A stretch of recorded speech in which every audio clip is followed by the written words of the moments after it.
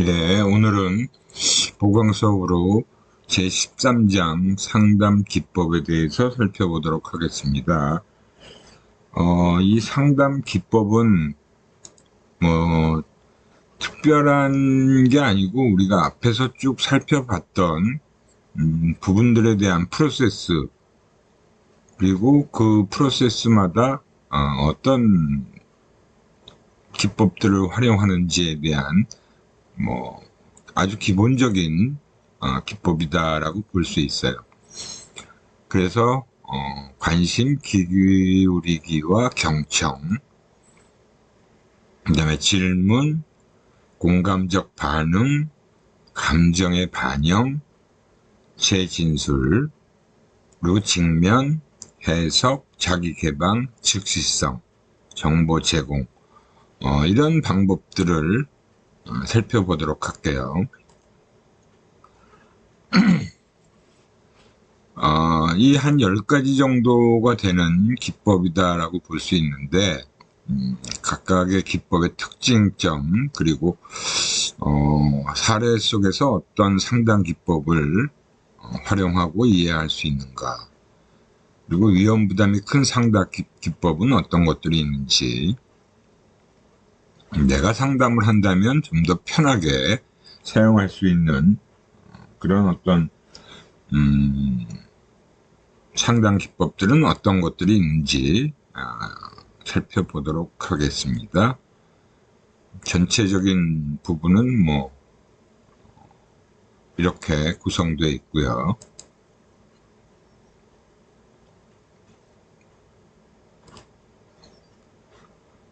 그래서 이제 관심 기울이기와 경청 같은 경우는 처음 초기 부분이라고 볼 수 있죠. 상담을 받으러 온 내담자에게 관심을 기울이는 거, 그리고 내담자가 어떤 이야기를 하는지를 주의 깊게 귀담아 듣는 것들을 얘기하는 거예요.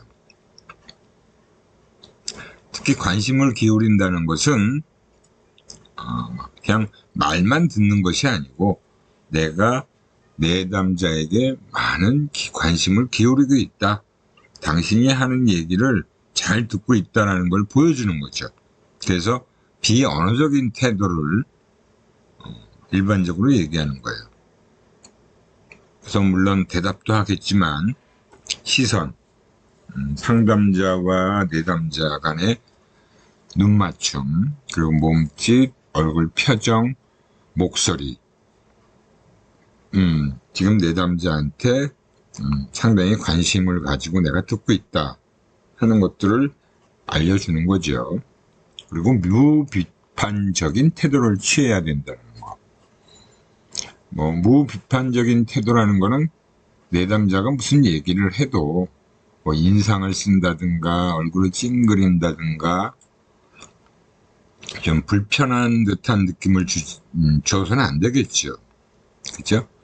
그래서 내담자가 하는 말의 내용뿐만이 아니라 그 말하려고 하는 의도, 심정, 이런 것들에 대해서 공감과 내가 정성을 들여서 듣고 있다 하는 것들을 좀 보여줄 필요가 있어요. 그 다음에 이제 질문이에요. 이 질문이라는 건 또 좀 신경을 써야 되는 부분이라고 그랬죠. 그래서 내담자의 대답이 한두 마디의 말로 한정되지 않도록 하는 형태의 질문입니다. 그러니까 상담자가 내담자한테 질문을 했을 때 내담자가 그냥 딱 단답형으로 답변을 해버리면 효과가 별로 없는 거죠.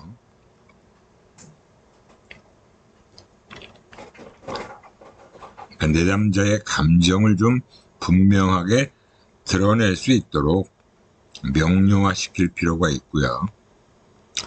어떤 상황을 구체적으로 이제 탐색하는 거예요.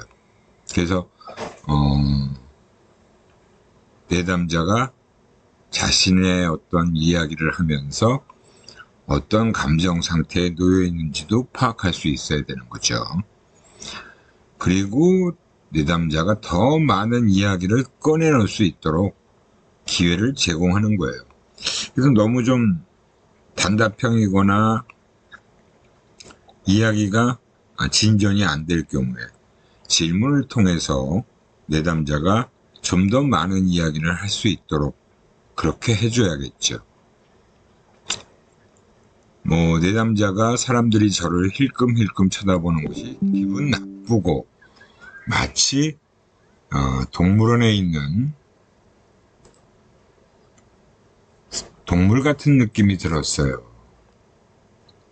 그럴 때 이제 상담자는 사람들이 누구누구 씨를 동물원에 있는 동물같이 쳐다볼 때 기분이 어땠습니까?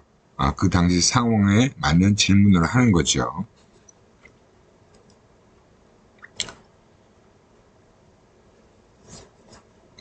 그리고 이제 질문의 두 번째는 폐쇄형 질문이에요. 그래서 초기 단계에서 좀 더 사실적인 정보들을 탐색하기 위해서 사용하는 겁니다. 이거는 그 응답자가 뭐 길게 얘기하지 않아도 답변을 통해서 어느 정도 내용을 확인하기 위해서 이제 질문을 한 거다라고 볼 수 있죠.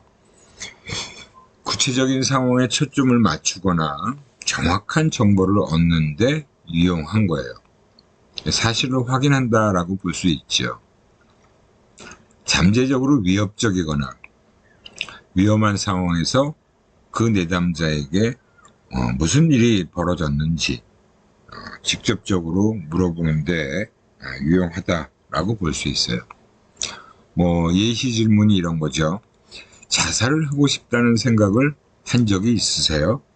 그럴 때 내담자가 네 라고 한다면 자살 충동이 있는 사람으로 볼 수 있겠죠. 그래서 실제로 자살도 시도해 봤느냐? 아주 구체적인 부분까지 들어가는 거죠. 그랬을 때 내담자가 네라고 한다면 이 사람이 참 위험한 그런 상황에 놓여 있었구나 라고 하는 것을 판단할 수 있겠죠. 그리고 나면 이제 질문을 통해서 좀 어느 정도 이 사람의 상태나 상황을 어느 정도 확인했다라고 생각이 들면 이제 공감적 반응 단계로 넘어가는 거예요. 그래서 내담자의 감정과 생각에 대한 상담자의 깊은 이해, 그리고 그 사실을 내담자에게 알려주는 것까지의 과정이 다 포함되어 있다라고 볼 수 있어요. 심층적 공감이다라고 하는 것은 내담자가 표현하지는 않았지만 상담자가 그 부분을 좀 어느 정도 캐치를 해서 전달을 해준다라고 볼 수 있어요. 그래서 내담자가 얘기는 안 했지만 표현하지는 않았지만 그 당시 상황이 굉장히 뭐 불안하고 우울하고 그랬겠네요 라는 부분, 뭐 그런 식으로 내담자로 하여금 자신을 더 깊이 이해하도록 돕는 기법이 된다라고 볼 수 있고, 그래서 결국 공감해준다는 것은 상담자와 내담자 간의 심리적 유대감, 그리고 내담자의 안정감을 제공할 수 있다라고 볼 수 있어요. 공감 반응이라는 것은 그런 어떤 이런 상담 장면에서 뿐만이 아니라 우리가 일반적인 상황에서도 공감 반응은 매우 중요하죠. 그죠? 상대방이 이야기하고 있는데 그 이야기에 대해서 내가 공감 반응을 하지 않으면 상대방은 이 사람이 내 얘기를 잘 듣지 않는구나, 내에게 별 관심이 없나 보다 라는 생각을 할 수밖에 없잖아요.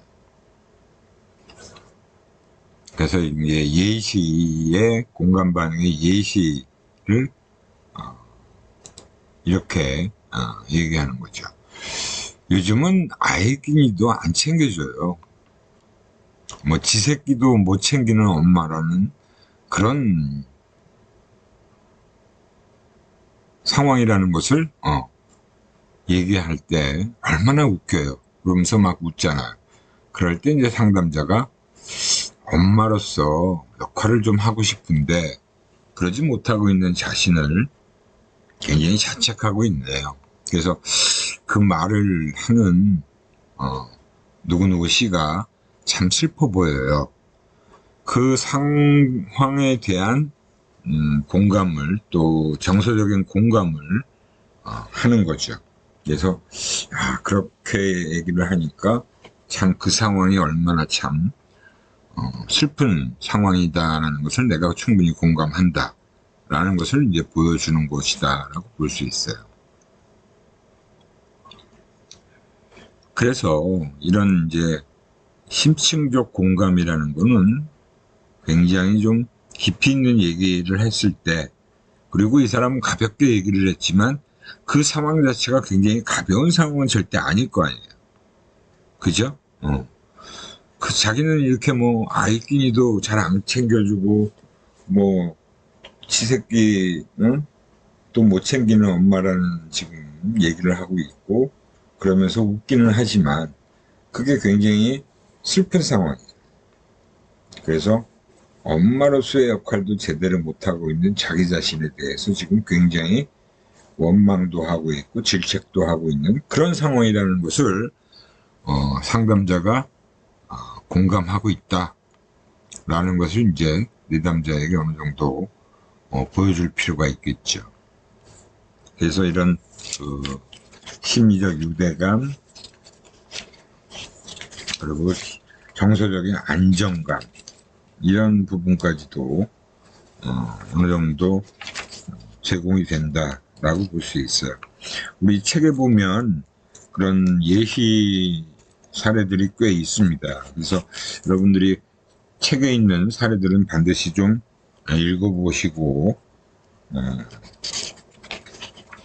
이런 상황이 바로 지금 이런 부분에 대해서 설명을 해주기 위해서 예시가 적용된 사례구나 하는 것들을 여러분들이 아마 읽어보면 대부분 다 공감을 할 거예요. 그죠? 공감과 관련된 내용들은 또 우리 책에도 있어요. 그러니까 지금 여기는 짤막한 예시 하나만, 대화의 한 장면만 보여줬는데 그 앞에 대화의 내용은 내 상황이 점점 더 나빠져 가지고 아이들에게도 고함을 지르고 남편한테도 소리를 치고 있다, 이런 죄가 마음에 들지 않아요. 그러니까 상담자가 누구누구 씨는 아이는 남편에게 소리 지르고 싶지 않은데 그러고 있는 자신을 보니까 마음에 들지 않고 그 모습을 받아들이기가 힘든 거군요. 그러니까 내담자는 또 이런 얘기를 하잖아요. 내 모습을 보면 기생충 같아요. 사실 기생충보다 못해요. 굉장히 자기 자신을 아주 굉장히 안 좋은 그런 존재로서 자꾸 생각을 하고 있다는 것을 알 수 있어요. 그 상담자가 때로는 스스로 벌레만도 못하다는 생각까지 하는군요. 그래서 이제 이런 엄마로서의 역할도 못하고 굉장히 지금 아주 암울한 그런 참담한 심정이다라는 것을 어느 정도 상담자가 알 수 있게 되는 거죠.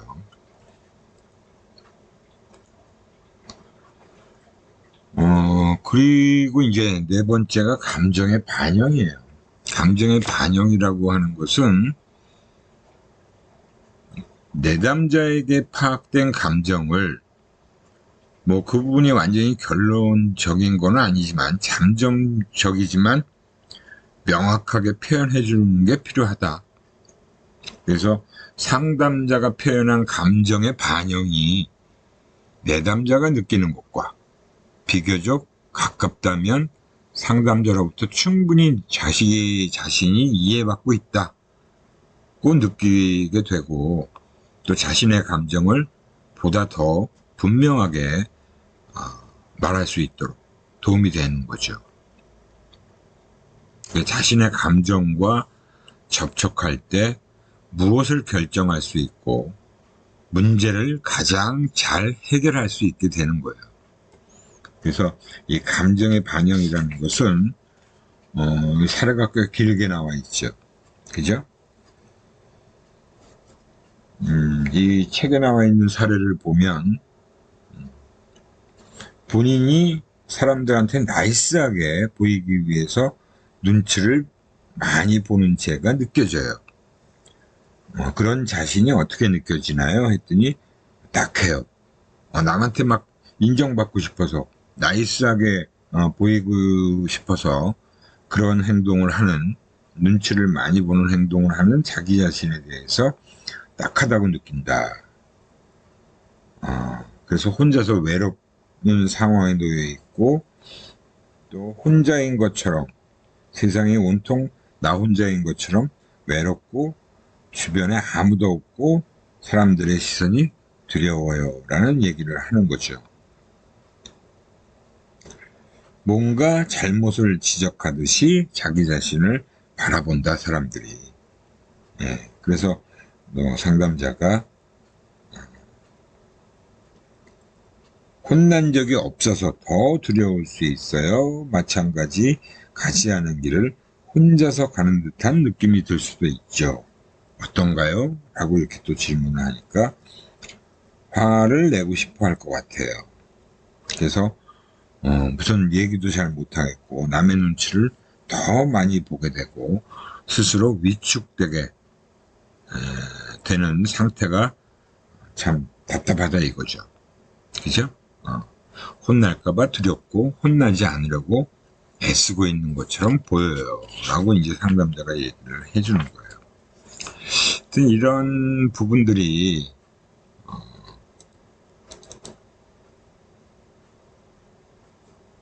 내담자에게 어느 정도 공감적인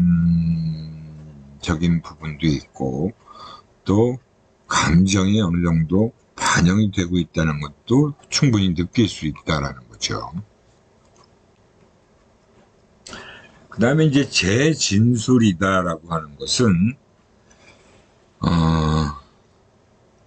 내담자가 이야기하는 부분에 대해서 어느 정도 본인이 상담자가 본인이 그거를 좀 표현 양식을 바꿔서 말해주는 기법이다. 그리고 그러니까 한마디로 내담자가 얘기한 부분에 대해서 확인하는 절차이기도 해요. 그래서 내가 이렇게 이해했는데 이게 맞는 거죠? 라고 물어보는 거죠. 내담자가 한 이야기를 한번 요약해서 다시 또 그거를 되묻고 이게 맞는 거죠? 라고 하는 거죠. 그리고 내담자의 그런 상황에 대해서도 그 상황에서는 그렇게 할 수밖에 없겠죠. 뭐 이런 식의 상대방을 이해하고 있다 하는 부분을 상담자가 충분히 전달하고 간결한 방식으로 대화 내용을 요약하고 내가 내담자 당신을 정말 똑바로 올바로 이해하고 있는지를 확인하는 과정이다 라고 볼 수 있습니다. 인지적 측면이 강조된다. 즉 내담자와의 대화 내용에 집중을 해야겠죠. 그러니까 그 내담자가 하는 얘기를 정확하게 안 들으면 이런 재진술을 할 수 없어요. 그래서 여기서 이제 반영한다라는 것은, 대화 내용을 반영한다는 것은 내담자의 느낌을 강조하는 것이다 라고 볼 수 있는 거죠. 그래서 우리 책에도 보면 재진술과 관련된 것도 꽤 길게 설명이, 예시가 되어 있어요.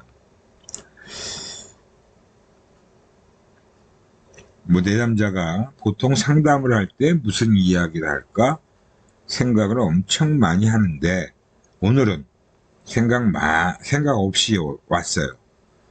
마음 편한가 싶기도 하고 상담에 와서 뭔가 성과를 얻어가야 될 것 같기도 하고 왔으면 열심히 참여해야 될 것 같은 그런 마음이 든다라는 걸 얘기를 한 거죠. 생각 없이 와서, 그러니까 상담자가 편안하기도 하고 열심히 참여하지 않아 성과가 없을 것 같아 신경 쓰이기도 하네요. 그러니까 그 양쪽 측면을 다 얘기하면서 내담자의 답변 또한 마음이 왔다 갔다 하는 것 같아요. 자기 마음의 어떤 갈피를 잡지 못하는 걸 얘기할 수 있는 거죠. 두 마음이 동시에 들어서 한 곳에 머물기가 힘드네요. 이렇게 또 상담자가 물어보고 얘기를 하고, 내담자는 그런 상황 자체가 한편으로는 너무 많은 생각을 많이 하는 것 같아서 지칠 때도 있는 것 같아요. 그러니까 이제 마음이 편할 때까지 계속 생각에 매달리다 보면 많이 지친다는 얘기네요. 이렇게 이제 또 상담자가 그 내용에 대해서 다시 한번 언급을 하는 거죠. 그래서 내담자는 또 그때는 내가 이렇게까지 해야 되나? 좀 머물러도 되는데 힘들면 벗어나려고 너무 애쓰는 것 같아요. 그러니까 그런 내담자의 상황, 상태 이런 부분에 대해서 좀 더 확실한 어떤 부분을 이런 재진술을 통해서 확실하게 인식할 수가 있다고 볼 수 있어요. 그 다음에 이제 직면이에요. 직면이라는 것은 내담자가 상담 중에 보인 그런 어떤 생각, 감정, 행동에서 모순이나 불일치가 관찰될 때, 그래서 그런 모순이나 불일치를 지적하는 상담 기법이다라고 볼 수 있어요. 그래서 내담자를 직면시키는 이유와 또 직면을 통해서 성취하려는 것이 무엇인지 분명히 알고 직접적이고 쉬운 언어로 직면을 시킬 수 있어야 된다라고 얘기를 하고 있습니다. 그래서 효과적인 직면 기법의 사용은 이렇게 하는 것이다. 내담자가 상담자를 신뢰할 수 있을 때, 내담자가 상담자의 어떤 이야기도 받아들일 준비가 되었다고 느낄 때, 자신의 성장과 변화에 대한 관심이 높아질 때, 그러니까 어느 정도 상담이 진행됐고 그 상담 과정에서 내담자가 상담자를 믿을만 하구나 라고 이제 신뢰할 수 있다라는 것을 어느 정도 느끼게 되면 이런 직면 기법을 사용한다라고 볼 수 있고, 상담자가 무슨 이야기를 해도 이 사람이 그렇게 큰 충격이나 흔들림이 없겠다. 그래서 수용의 어떤 준비가 되었다고 느껴질 때도 사용하는 기법이다라고 볼 수 있고요. 또 내담자가 자신의 성장과 변화가 큰 관심사로 작용할 때, 그럴 때 이제 이런 직면 기법을 사용해도 된다라고 하는 거죠. 그래서 역시 직면에 대한 그 대화 사례가 또 나와 있잖아요. 그래서 아마 앞부분하고 다 연결되는 것 같아요. 저는 남편을 너무 사랑하고 존경해요. 또 남편을 사랑하고 존경한다고 말하면서 그 내담자는 목소리가 작아지고 시선이 떨어지네요. 그러니까 그 내담자가 남편을 사랑하고 존경하기는 하는데, 한편으로 저는 저를 좋아해주는 사람을 만나서 연애를 하고 싶어요. 그러니까 이 얘기는 참 남편과의 어떤 위기가 지금 들어와 있다는 것을 알 수 있는 거잖아요. 그리고 상담자가 내담자에게 남편을 너무 사랑한다고 하더니 새로운 사람을 만나는 꿈을 꾸고 있네요. 굉장히 이율배반적인 얘기를 하고 있잖아요. 그러니까 내담자가 한편으로는 남편을 사랑하고 존중한다고 하면서도 그 남편보다는 다른 저를 좋아해 주는 사람을 만나서 연애를 하고 싶어요. 그러니까 남편이 사실은 두려운 거죠. 무섭고. 남편이 좀 자신을 그렇게 막 아껴주거나 아내한테 애정 표현을 잘해주는 사람이 아니라는 것을 어느 정도 알 수 있잖아요. 그래서 이런 부분들에 대해서 사실은 굉장히 위험천만한 상황이다라고 알 수 있고요. 이 사람이 참 이혼을 생각하고 있구나 하는 것도 유추해 볼 수 있죠. 근데 막상 이혼을 하라고 하면 자신이 없어요. 그래서 그 상황 자체가 이 사람한테 힘든 거예요. 남편이 특별히 막 그렇게 미운 사람은 아닌데, 그죠? 사랑하고 존경하는데, 자신에 대한 사랑이 남편으로부터 느껴지지 않는 거예요.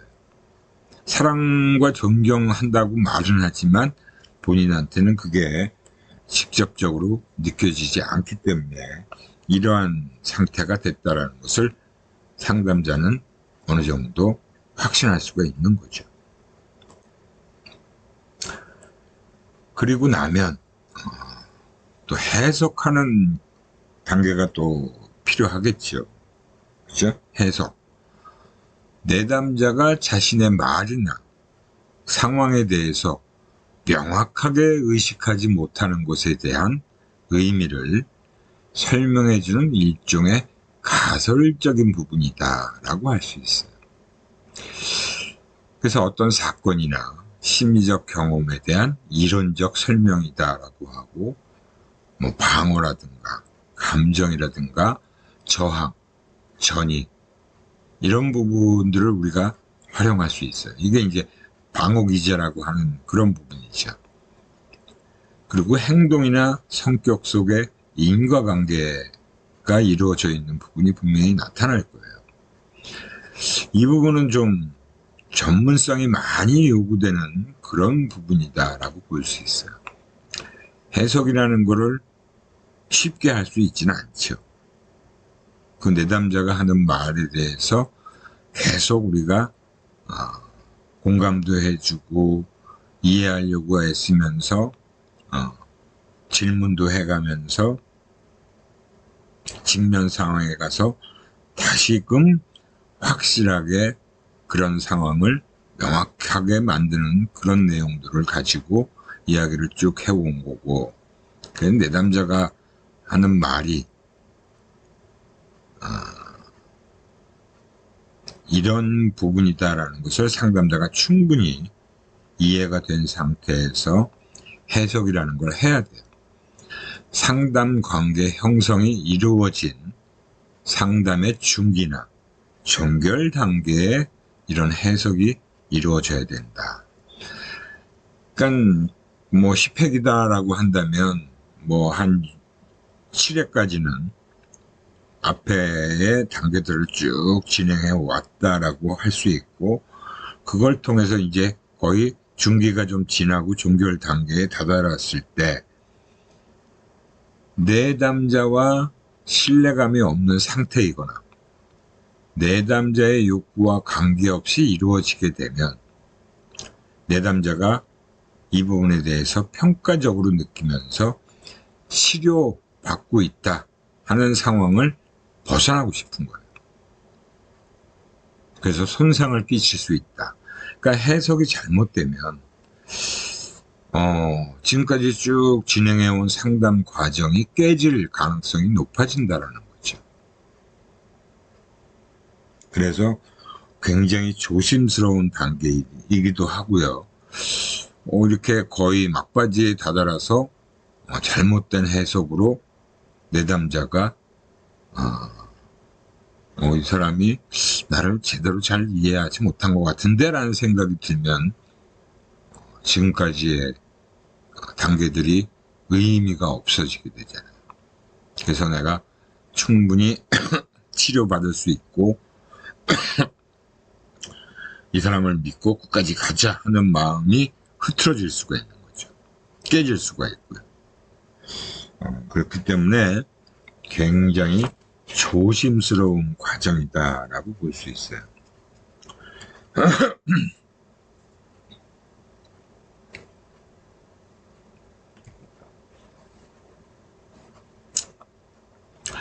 그래서 이런 상황을 보여주고 있잖아요. 다른 사람들은 외국어 시간에 다 잘해 나가는데 저는 입이 잘 열리지가 않아요. 모든 사람들이 저를 비웃을 거라는 생각이 들어요. 그러니까 상담자가 친구들 앞에 나서서 뭘 한다는 게 누구누구 씨의 열등감을 자극하는군요. 그러니까 이 사람이 좀 열등감이 강한 사람이겠죠. 열등감을 지니고 있는 그런 사람이에요. 그래서 그런 사람에게 상담자의 입장에서는 뭐 때문에 친구들 앞에 나서서 뭘 한다는 게 그 내담자의 열등감을 자극하고 있다는 것을 얘기하는 해석적인 그런 얘기를 할 수 있는 거죠. 그랬을 때 본인은 그런 부분이 틀리지 않고 결론적으로 어떻게 보면 자신이 그러고 있다는 것에 대한 긍정적인 부분을 이끌어낼 수 있는 거죠. 그래서 이런 그 해석은 그 내담자의 행동과 사고, 감정의 새로운 의미, 그리고 원인, 설명을 제공해 줌으로써 내담자가 새로운 방법으로 문제를 볼 수 있도록 이끌어주는 그런 상담 기법이다라고 할 수 있습니다. 신뢰감이 없는 상태에서는 사실은 문제가 있고 내담자가 오히려 방어 자세를 취할 수 있게 되고 또 그걸 자꾸 평가적인 부분으로 느끼게 되면 지금까지의 상담 과정이 다 무의미해지고 깨질 수가 있기 때문에 이 상담자는 해석을 제공할 때 굉장히 주의해야 되고 신중해야 된다는 게 꼭 알고 있어야 될 부분이다라고 볼 수 있어요. 우리가 일반적인 상황에서도 이런 상대방의 말을 해석한다는 그런 식의 얘기를 하잖아요. 친구들이 얘기할 때도 친구가 나한테 무슨 자기의 힘든 상황이나 고민을 얘기하는데 친구가 얘기한 부분에 대해서 나름대로의 이해를 하고 그걸 해석해서 다시 친구한테 그래 이런 부분인데 그렇다는 거지? 라고 했을 때 아니 그게 아니라 라고 하면 사실 친구는 얘가 잘 공감을 못하네 라고 생각할 거 아니에요. 그렇듯이 내담자도 똑같은 그런 상태로 바뀔 수가 있다는 거죠. 8번째가 바로 자기개방이에요. 자기개방. 자기개방이라는 거는 자기 노출이죠.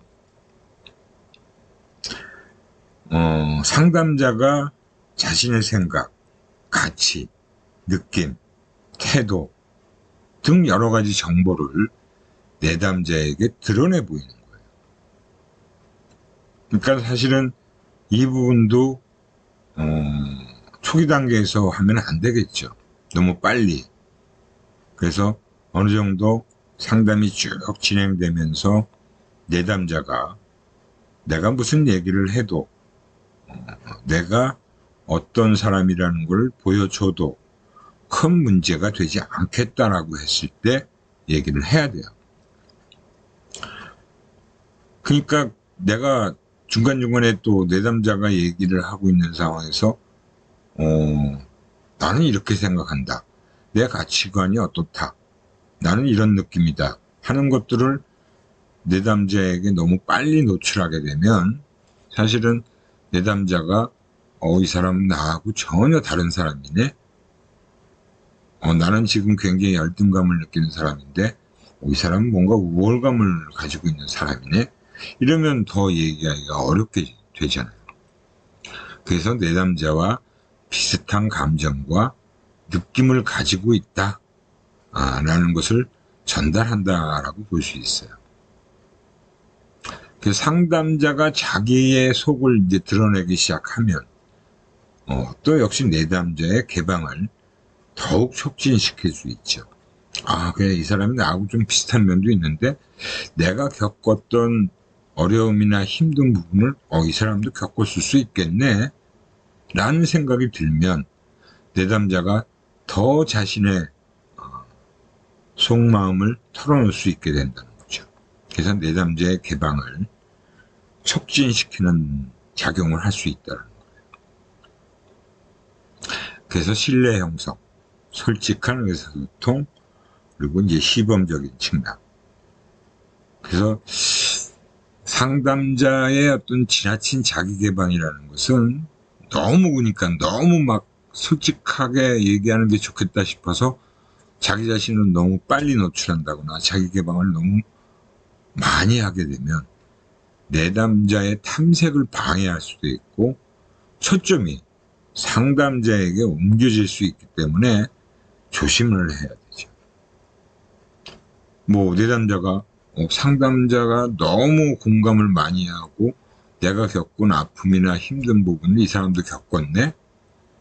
그러면 내가 이 사람한테 무슨 상담을 받는 게 무슨 의미가 있어? 그냥 공감한다는 것만 느끼면 좋은데 거기서 더 나아가서 이 사람은 나보다 더 힘들었겠는데? 라는 생각이 들면 이 사람한테 더 이상 내가 뭘 얘기한다는 게 별 의미가 없을 것 같은데? 라는 생각이 들 수도 있다는 거죠. 여기 예시 나온 걸 보면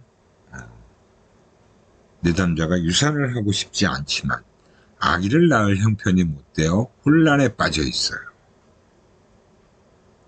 지금 임신 상태에 있는 그런 내담자죠. 근데 상담자가 저도 그 혼란이 어떤 것인지 알 것 같아요. 저도 그 유사한 경험이 있기 때문에 당신 마음을 이해한다 라는 그런 얘기를 해준 거잖아요. 그죠? 그래서 그 다음 단계에서 내담자가 유산을 해야 된다는 생각이 들어요. 그런데 내게 온 생명을 죽인다고 생각하니 죄책감도 들고 마음도 너무 아프고 괴로워요. 그럴 때 이제 상담자가 저도 그때 그런 생각이 들었어요. 지금 당신의 괴로운 마음이 저한테도 느껴집니다. 그러니 이 문제를 우리가 다루어 본다면 당신이 그러한 혼란을 이겨내는데 도움이 될 거다라는 생각이 드네요. 이렇게 공감을 충분히 하고 나도 당신과 좀 비슷한 경험을 갖고 있다는 정도로서만 얘기를 하게 되면 내담자도 내가 이런 얘기를 해도 이 사람도 이런 부분을 경험한 적이 있구나 라고 생각할 수 있고 자기 자신을 더 드러내고 이 상담자에게 뭔가 의존을 할 수 있는 그런 상황으로 전개가 될 수 있다는 거죠. 그 다음에 이제 즉시성이에요. 즉시성이라는 것은 상담자가 보고 관찰한 것들을 드러내는 겁니다. 그러니까 내담자의 사고나 감정이나 행동에 대한 반응으로 상담자가 이렇게 보고 관찰했다 하는 것을 끄집어낸다라고 볼 수 있어요. 특히 이제 대인관계에서 발생하는 갈등을 해결할 수 있는 기회를 제공해 준다. 상담자의 대담함, 또 자기 주장과 민감성이 필요한 부분이다라고 볼 수 있어요. 그래서 이제 자기 개방이라는 것은 상담자 자신의 느낌, 정보, 또 자신과 삶을 노출하는 거죠. 과거에 그랬던 부분을 나도 이런 과거에 이런 경험이 있기 때문에 당신을 충분히 공감하고 이해하고 나도 그런 상황을 겪어봤다라는 것을 자기 개방이라고 할 수 있고요. 즉시성이라는 것은 현재 시제로 보는 거예요. 내담자에게 중점을 두어서 반응을 하는 거죠. 그래서 지금 그런 당신이 어떨 거다라는 생각도 할 수 있다는 거죠. 그래서 상담자의 얘기는 마음이 진정된다니 반갑네요. 그런데 하나 의문이 들고 조금 당황스러운 부분도 있어요. 제가 그때는 웃으면서 좋은 방법이라고 했고 시도해 본다고 하셨는데 그때 반응하고 너무 달라서요. 저의 이야기에 대해서 어떻게 느끼시나요? 이렇게 조금 다른 그런 부분까지도 얘기를 하는 거죠.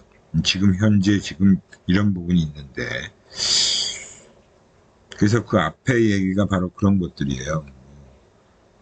지난 상담 끝나고 정말 화가 났어요.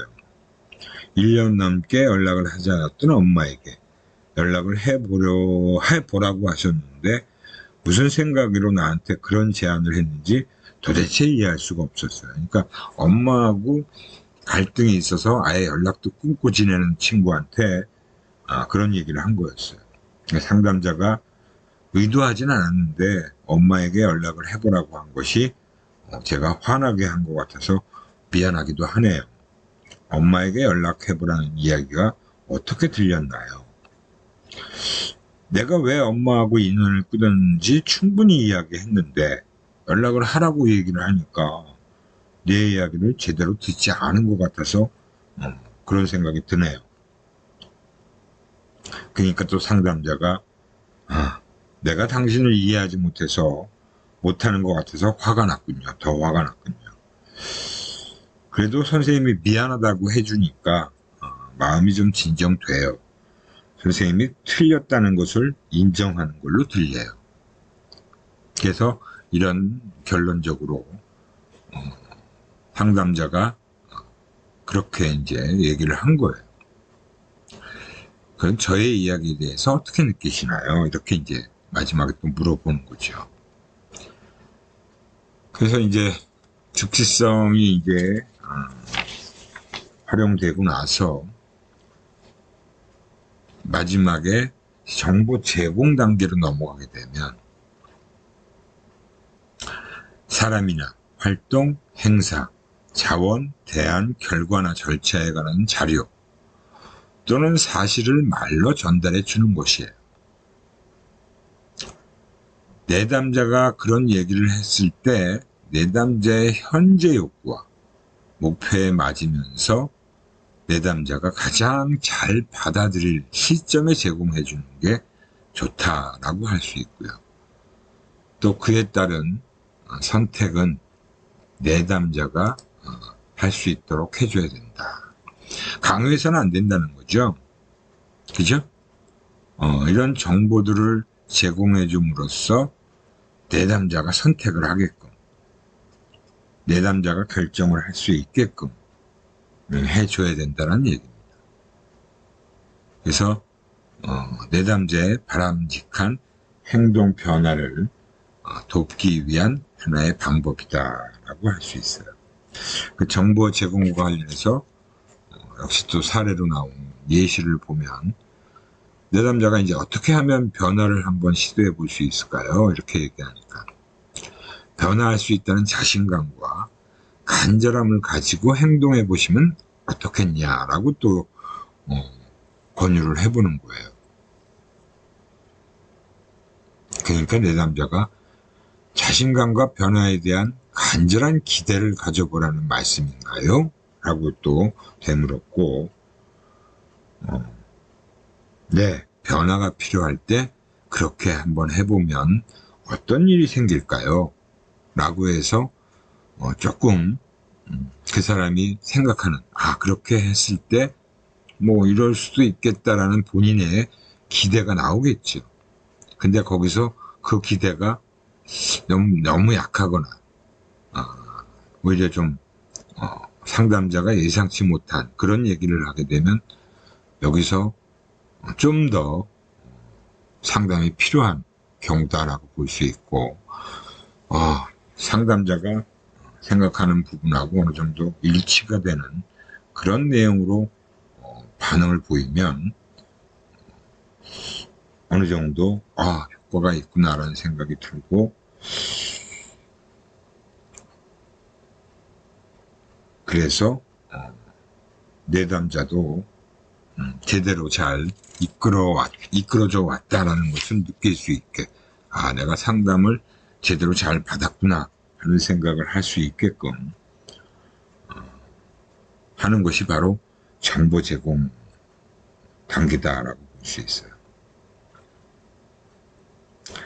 그래서 이제 이러한 그 이야기들, 질문들을 했을 때 내담자가, 상담자가 생각하는 그런 방향의 답변을 해줘야 사실은 이런 것들이 제대로 잘 효과를 발휘할 수 있다라고 볼 수 있습니다.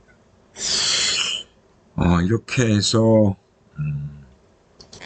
이 상담 기법과 관련된 내용들을 또 쭉 살펴봤어요. 우리가 지금까지 제가 이제 강의로 여러분들한테 설명한 내용들이 어떻게 보면 앞 단계에서도 그렇고 지금 얘기한 지난 시간에 얘기한 것과 이번 시간에 얘기한 것도 사실은 다 비슷해 보이잖아요. 그죠? 단계별로 또 우리가 어떤 상황에서 어떻게 대처해야 되고 하는 부분에 대해서 이번 상담 기법이 조금 더 구체적이고 조금 더 실전적인 부분이 많이 들어가 있다라고 볼 수 있어요. 그래서 여러분들이 이런 내용들은 별로 그렇게 어렵지 않으니까 이런 내용들과 관련된 사례가 어떤 실제 상담 사례가 어떤 건지는 책에 있는 그 사례들을 쭉 한번 유심히 좀 읽어보는 게 좋을 것 같아요.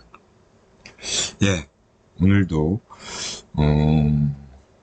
이 정도로 수업을 진행하고 마치도록 하겠습니다.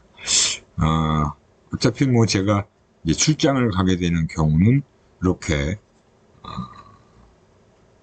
동영상 강의를 여러분들이 보시면 되니까, 뭐 대면 강의할 때는 또 대면 강의할 때대로 질문도 하고 그랬는데 이렇게 동영상 강의할 때 질문이 있으면 혹시 궁금한 거나 이런 측면에 대해서 뭔가 할 부분이 질문할 게 있으면 그 질문 코너에 올려주셔도 돼요.